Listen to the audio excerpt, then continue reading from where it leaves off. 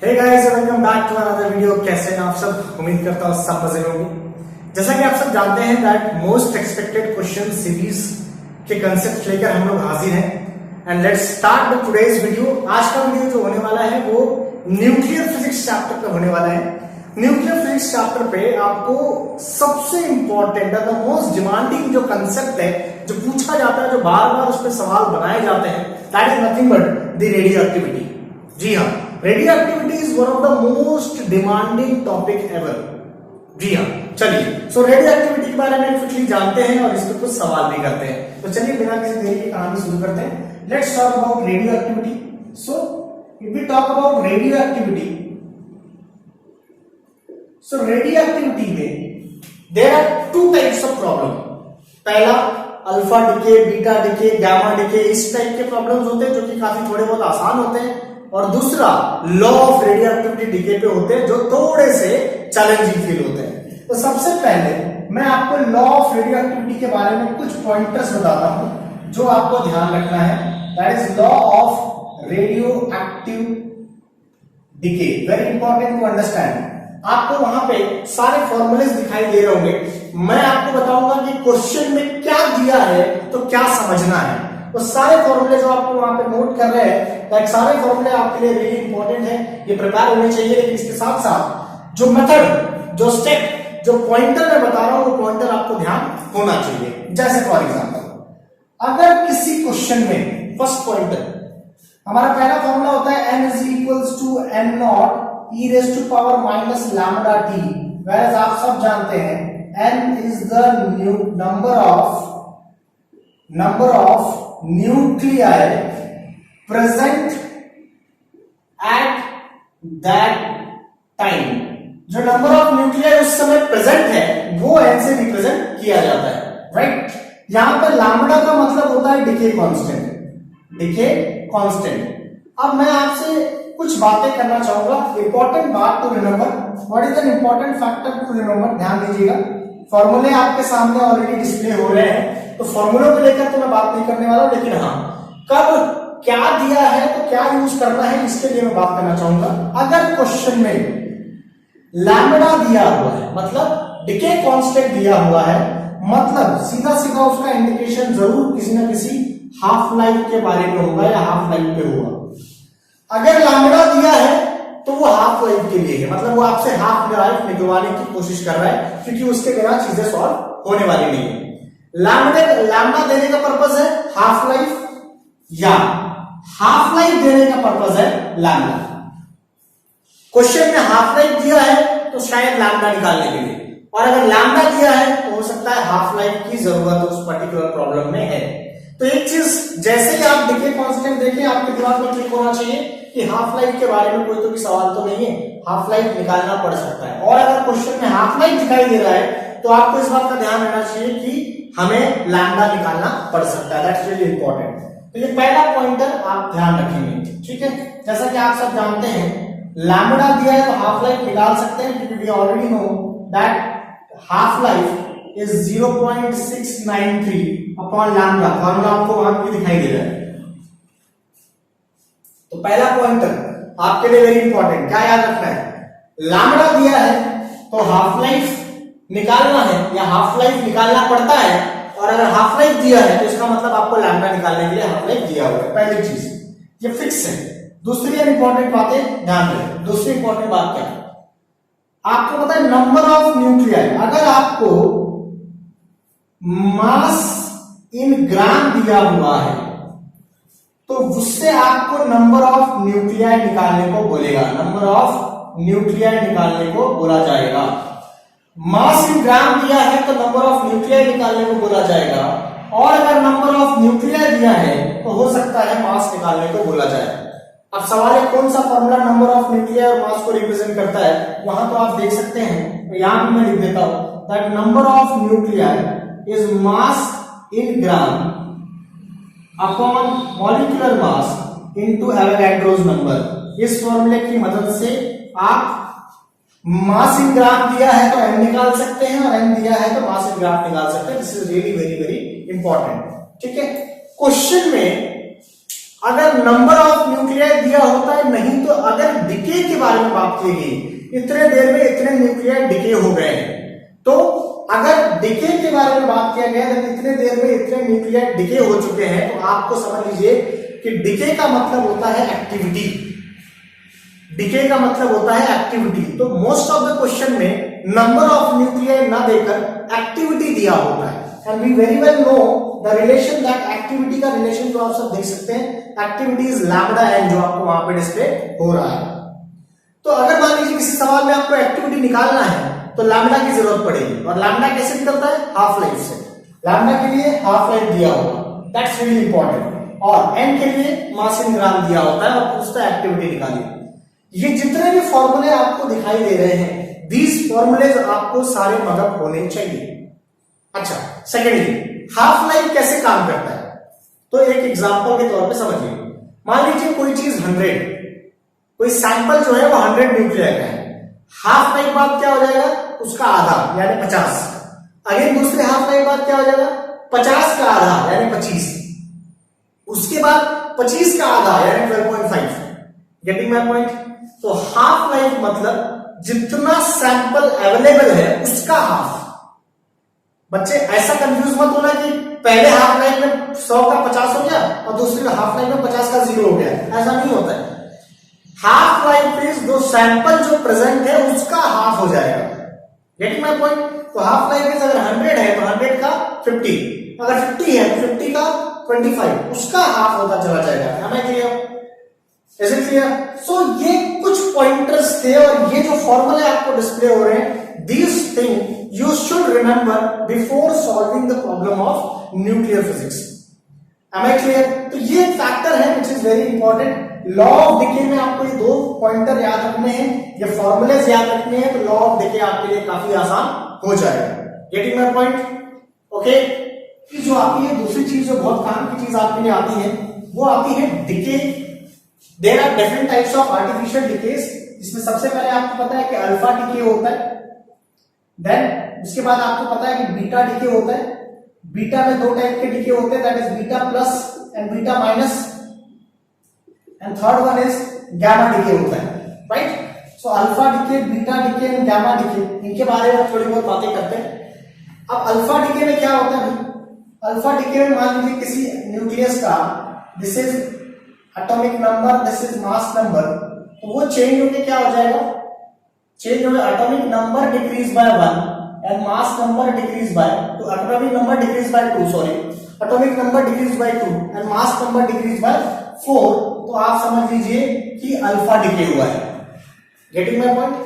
Atomic number decrease by 2, mass number decrease by 4, तो वो alpha decay की कहानी हो गई है। If we talk about beta decay, तो बीटा डिके में दो चीजें हैं। मान लीजिए वही एक न्यूक्लियाई है, न्यूक्लियर फिजिक्स है तो न्यूक्लियाई है, और यहां पे आप, तो यहां पे सिचुएशन में क्या होता है? इलेक्ट्रॉन एमिट होता है। इलेक्ट्रॉन एमिट होता है तो मास नंबर में कोई चेंज नहीं होता है, लेकिन atomic number is increase by 1। क्या होता है? अगर बीटा माइनस डिके हुआ है तो atomic number will increase by 1। Similarly अगर यहाँ पे सिचुएशन इस प्रकार दी रहेगी और यहाँ पे अगेन आपके साथ y डील कर रहा है, ठीक है, तो यहाँ पे प्रोजेस्टेरॉन यानी दिस रिलीज होता है, उसके हिसाब से क्या होता है? Z-1, और यहाँ पे एटॉमिक नंबर में कोई चेंज नहीं होता। ये रिलेशन आपको एज इट इज ध्यान रखना पड़ता है। ये रिलेशन बहुत ही क्रूशियल इंपॉर्टेंट रिलेशन है, जिसे आपको यहाँ पे ध्यान रखना पड़ेगा। अब बीटा डिके क्या होता है? बीटा डिके में कोई तकलीफ नहीं है। बीटा डिके में क्या होता है? जो न्यूक्लियाई रहता है वही न्यूक्लियाई रहता है, there is no change in atomic number and mass number, बस एनर्जी रिलीज हो जाएगा, बाकी कोई फर्क नहीं पड़ता है। तो ये इस टाइप का भी प्रॉब्लम्स आपको पूछा जाता है। Am I clear? पहला type law of radioactivity decay, very important, very crucial, very very important. और दूसरा टाइप जो आपके सामने है, that is this type of decay, इस पे भी सवाल बनाए जाते हैं। Am I clear? Radioactive decay law पे मैंने आपको ऑलरेडी बता दिया क्या पॉइंटर्स आपको याद रखने हैं। चलिए आइए जरा सवाल सॉल्व करते हैं। क्वेश्चन नंबर 1 की कहानी शुरू करते हैं बिना किसी देरी के। So let's start the question number 1। Question number 1 देखिए आपको क्या कह रहा है। क्वेश्चन नंबर 1 आपको कह रहा है कि भाई for a radioactive material the half life of the particular medium, देखिए हाफ लाइफ दिया हुआ है 10 मिनट्स, ठीक है। क्वेश्चन में ऐसा, if there is initial 600 number of nuclei, the time taken for disintegration of 450 nucleus, मतलब 600 न्यूक्लियाई में से 450 न्यूक्लियाई डिके हो गए, तो इसको डिके होने में कितना टाइम लगेगा, that's what the question is. Logic बहुत सिंपल है, आप सोच के देखो। मैंने कहा कि हाफ लाइफ है 10 मिनट, ठीक है, तो 600 का पहले हाफ लाइफ में क्या हो जाएगा, 300 हो जाएगा। मैंने कहा ना जितना अवेलेबल है उसका आधा, तो फर्स्ट हाफ लाइफ यानी 10 मिनट में इसका आधा हो जाएगा। सेकेंड हाफ लाइफ में क्या हो जाएगा, जो 300 अवेलेबल है उसका 150 हो जाएगा, है ना। यानी सेकेंड हाफ लाइफ में जो 300 था उसका 150 हो गया। तो आप बताइए यहां से यहां तक में कितने माइनस हो गए, 600 था 150 हो गया, तो क्या 450 माइनस हो चुके। कितना टाइम लगा 450 तक पहुंचने के लिए, तो 10 मिनट एंड 10 मिनट। तो answer for the question is 20 minutes, यानी 2 half life. Getting that question, am I clear. तो 35 क्वेश्चन नंबर 1 के लिए आपका आंसर आता है ए। सिंपल सवाल, मैंने क्या कहा था, यूजुअली थोड़ा बहुत सोच समझ के आपको इस्तेमाल करना है। एम आई क्लियर, बड़े आगे चलिए आ जाइए। Moving on to the next question. कुछ सवाल कराऊंगा इसमें, ज्यादा नहीं, क्योंकि आपको आज ज्यादातर प्रैक्टिस करिए इसके। तो अगला सवाल जो है सवाल नंबर 2, हम लोग प्रैक्टिस करेंगे इस टॉपिक पे। सवाल नंबर 2 क्या कहता है, दो रेडियो एक्टिव मटेरियल, ध्यान से सुनना इसको, दो रेडियो एक्टिव मटेरियल है, ठीक है। पहला रेडियो एक्टिव मटेरियल ए है, दूसरा रेडियो एक्टिव मटेरियल बी है, दूसरा रेडियो एक्टिव मटेरियल बी है। बहुत बढ़िया। What happen, radio active material A का डिके कांस्टेंट है ए लैम्डा, 8 लैम्डा, और बी का डिके कांस्टेंट है lambda. Good. Initially the number of nuclei, they have same number of nuclei, मतलब इसका इनिशियल नंबर और इसका इनिशियल नंबर सेम है। गुड।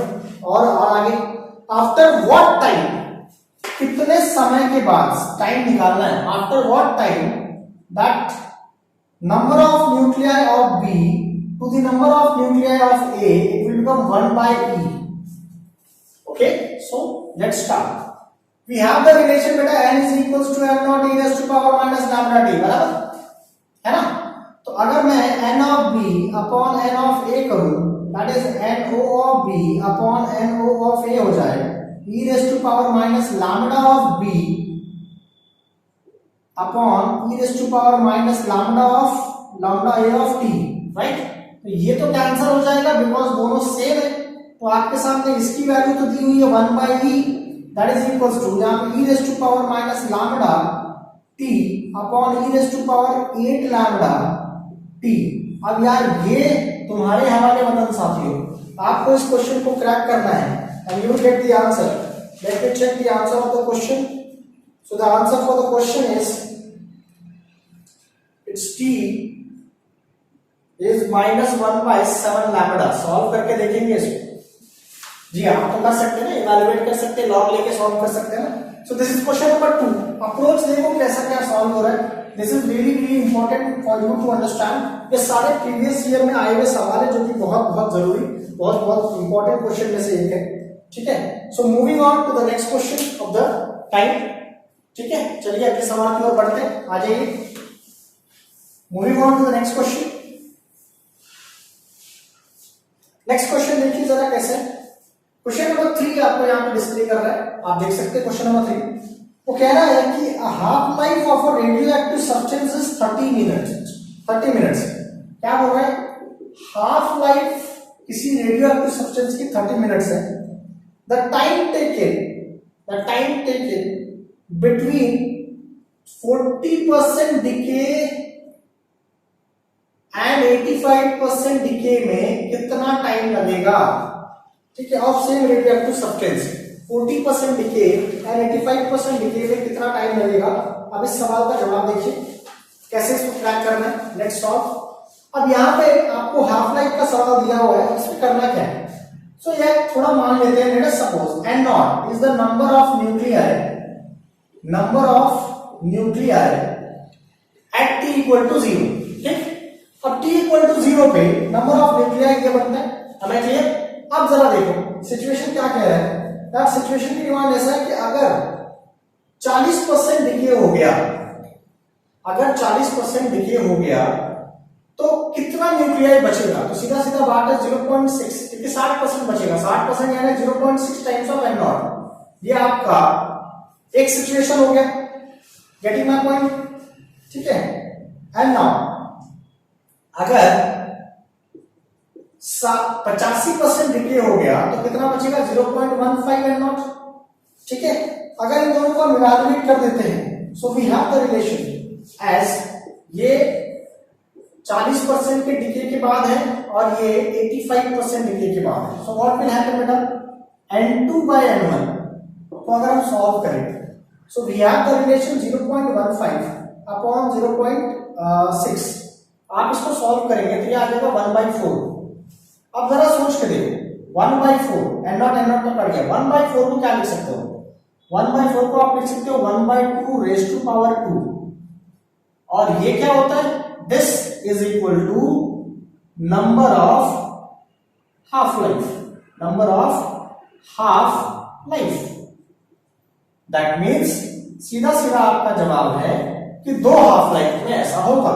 एक हाफ लाइफ यानी कितना, 30 मिनट्स, 2 हाफ लाइफ यानी कितना, 60 मिनट। तो answer for your question is 60 minute. Getting my point. Radio active के सवाल ये प्रीवियस ईयर के सवाल है, सारे के सारे पूछे हुए सवाल है। These are really important concept to understand कि भाई चीजें कैसे हो रही है। उसने बोला कि 40% डिके हो चुका है, मतलब उस वक्त बचा कितना है, 60%, वो उस टाइम का नंबर हो गया। अगर 85% डिके की बात करेंगे तो उस टाइम पे कितना बचेगा, 15%। तो इन दोनों के डिके रिलेशन निकालने के लिए that's a simple way to solve. Am I clear? That's really important. चलिए अगले सवाल की ओर बढ़ते हैं। Moving on to the next question.